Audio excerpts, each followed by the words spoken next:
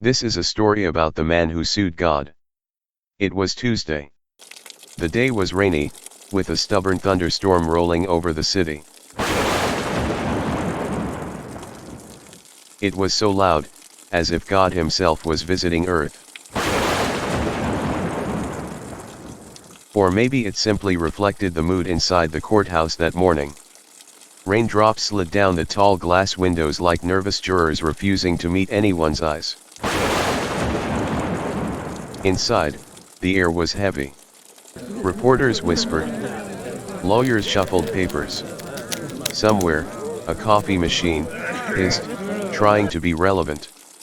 The case was Harold versus God Almighty. The court bailiff stepped forward and announced in a voice that could have woken the dead. All rise. Court is now in session. The Honorable Judge Matheson is presiding. Chairs scraped like claws across the floor. The judge walked in, robes flowing like a black wave, and sat down. He scanned the room, then tapped the file in front of him. Mr. Harold, the judge began, you've brought a case against God. Yes, Your Honor, Harold replied, his voice sharp, his suit damp from the rain. I've prayed for years for a better life. I've worked hard, but my health has failed, my business has collapsed, and my wife left me. If God is all-powerful and loving, then he's guilty of negligence. There was a murmur in the courtroom. From the defense table, the angel rose, wings faintly glowing, though he was dressed in a plain gray suit.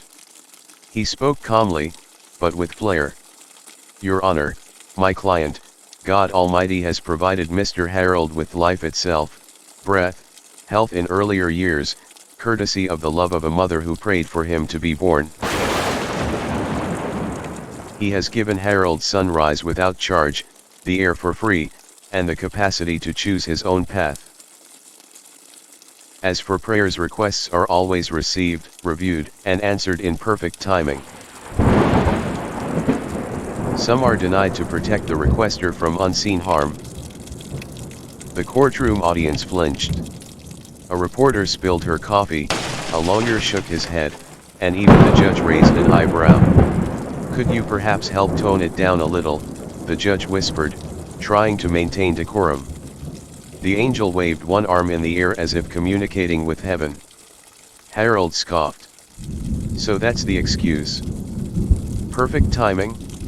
Tell that to Job in the Bible or Jacob, who had to wrestle with God himself just to get a blessing. The angel's expression stayed calm, twirling an invisible baton.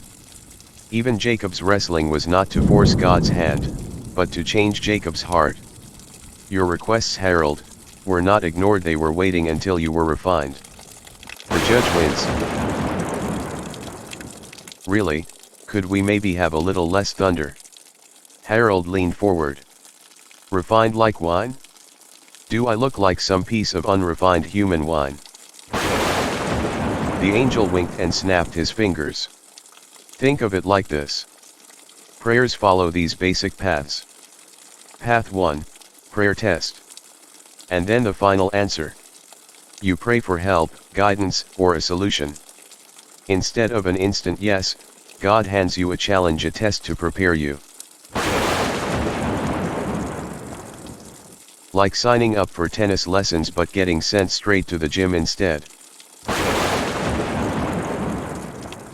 The Quran reminds us, indeed, with hardship will be ease. Often, the test comes first and the relief that follows tastes sweeter. A clerk ducked behind a pile of papers. The judge pinched the bridge of his nose. Honestly. The angel waves his hand momentarily in the air, as if communicating to heaven. Then he continues. Path 2, prayer, answer, and then you get the test. Sometimes you get what you asked for first. A new job, healing, or a desired relationship, but soon after, challenges arrive to see how you handle these blessings. Krishna told Arjuna in the Bhagavad Gita that self-discipline helps us bear life's pains. Even blessings come with their own tests. Aha, murmured the court bailiff. That happened to me. The angel continued. Path 3, test prayer then the answer. Sometimes the trial hits before you even pray.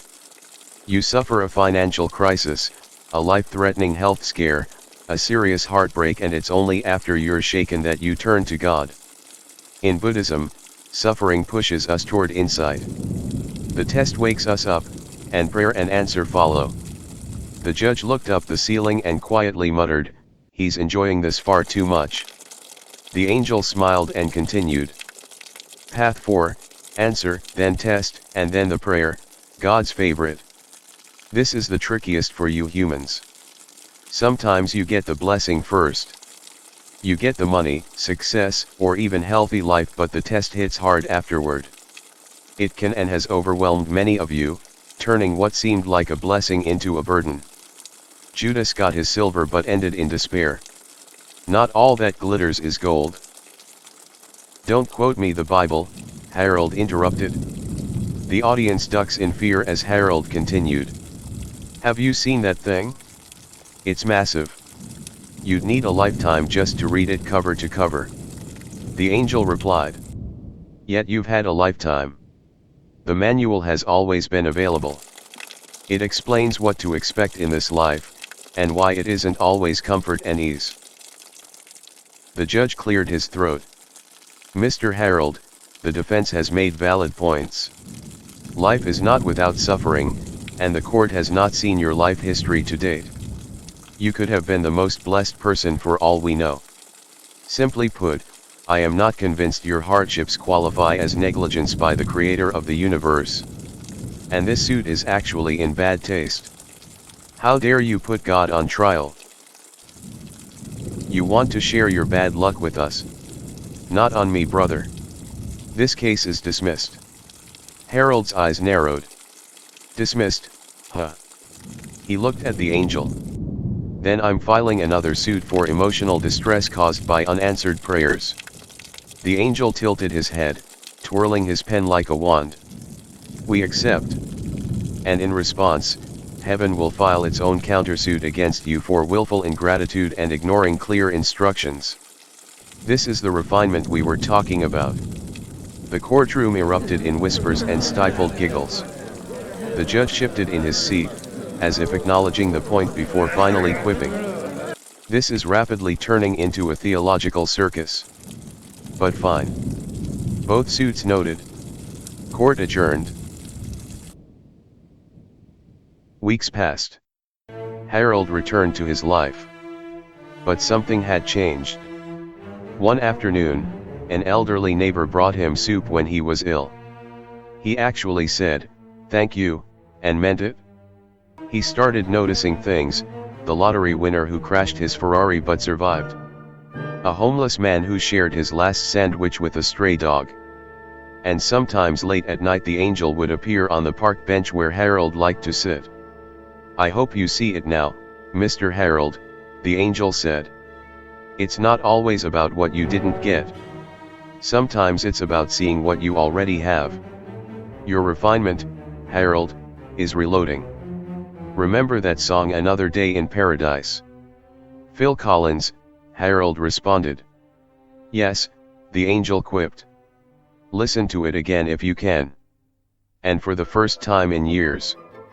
Harold listened. Harold's story isn't just a curious courtroom tale, it's a window into how we all wrestle with faith, prayer, and life's timing.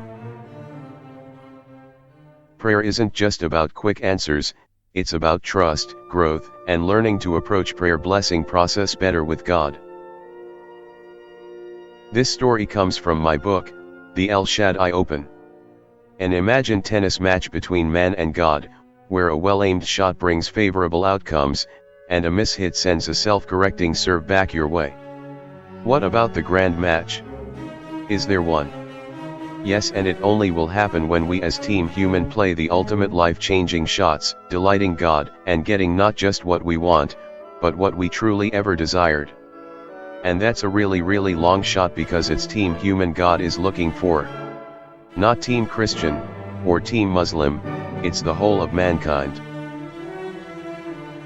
If you enjoyed this story and want more reflections, lessons, and a few surprises from my books, be sure to subscribe. There's much more to come soon. Thanks for listening, and remember, sometimes the best shots happen off the court.